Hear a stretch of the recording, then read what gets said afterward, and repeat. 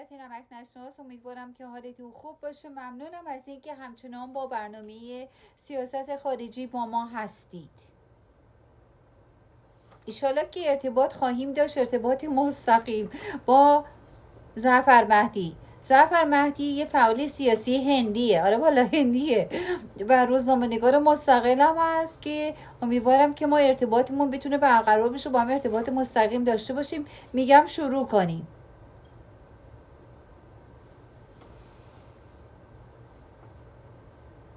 Your visit to Saudi Arabia can affect Israelis' relationship and ties in the Middle East region. الان دارم.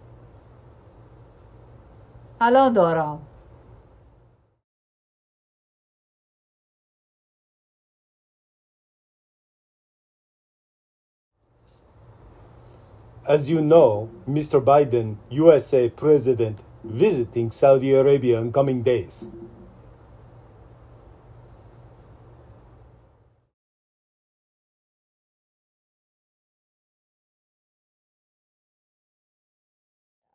ظفر مهدی هندی نبود، خودمون در اومد، ایرادی نداره. خب نتونست اول تو نقش ذوق زده شده بود، نتونست تو نقشش بره.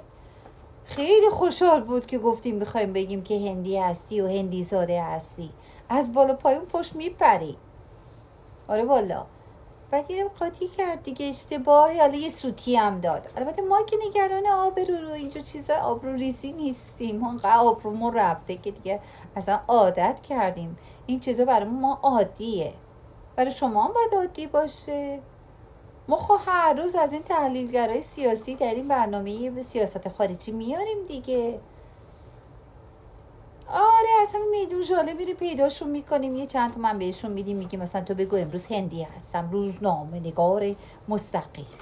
یکی دیگر مثلا میریم از جای دیگه پیداش میکنیم میاریم میگیم مثلا بگو من روزنامه نگار عراقی هستم.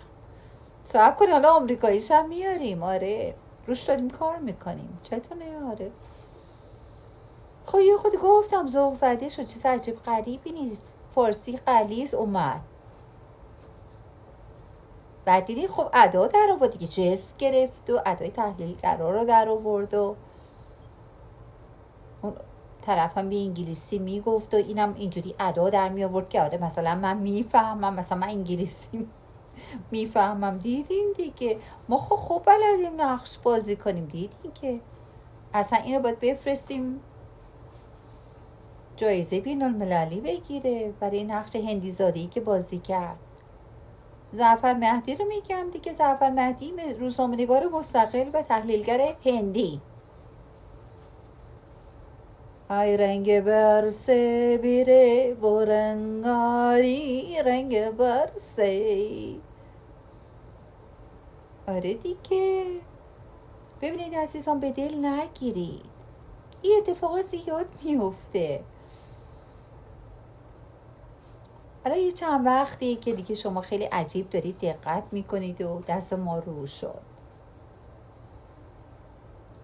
تمام تحلیلگرای ما همین شکلی هم فکر کردید چی هستن؟ دانشگاه رفتن درس خوندن؟ نه دیگه همین قزمیت دیگه به اسم هندی و عراقی داریم بهتون جا میزنیم. آره دیگه. امیدوارم که گفتم لذت برده باشید. تا برنامه دیگر سیاست جهان به ما بپیوندید، حتما بپیوندید. آره امیدوارم از برنامه هندی زاده که به اقوام خودمونم برمیگرده امروز لذت برده باشید. ظفر هندی، مهدی هندی روز خوبی رو برای شما آرزو میکنم با ظفر مهدی هندی. تا روز دیگر، ویدیوی دیگر.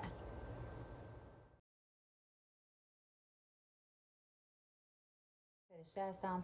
خواهش میکنم این ویدیوهای من رو شیر کنید، تقسیم کنید، به دوستان دیگرتون نشون بدید، به خاطری که 1 سال هست که جلوی ویدیوهای من داره گرفته میشه و اجازه نمیدن که نشون داده بشه به هر طریقی. حالا ساندیس شده، کیک شده، چه میدونم دلار شده، هرچی هست جلوشو دارن میگیرن. خواهش میکنم در این مبارزه به من بپیوندید و ویدیوهای من رو با تمام شاه دوستان، پهلوی دوستان، آزاد خواهان، آزاد منشان، کسایی که فکاهی دوست دارن، کمدی دوست دارن، کسایی که از حقایق واقعی لذت میبرن، کسانی که چرخانده و چرخنده دارن میرن، تقسیم کنید بذارید ببینن.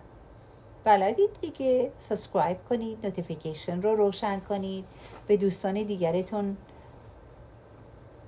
شیر کنید، بذارید دست به دست بچرخه که دشمن رو خوشحال کنیم دیگه. دشمن رو باید یه جوری خوشحال کرد دیگه. خیلی ممنون که با من هستید. امیدوارم که لذت برده باشید. آزادی نزدیک است. جاوید شاه.